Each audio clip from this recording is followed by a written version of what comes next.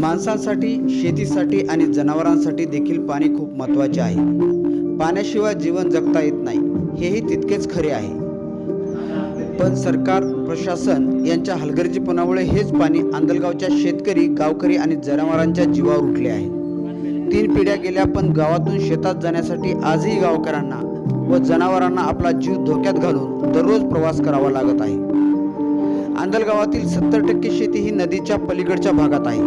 त्यामुळे शेतकऱ्यांना व जनावरांना शेतात जाण्यासाठी पोहून जावे लागते. नंतर गावकऱ्यांनी लोखंडी कलई करून प्रवास सुरू केला.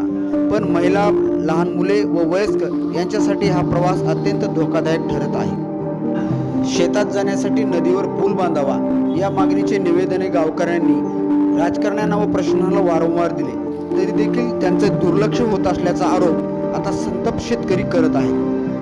शेतात जायला पूल करून द्या अशी मागणी आता जोर धरू लागली आहे.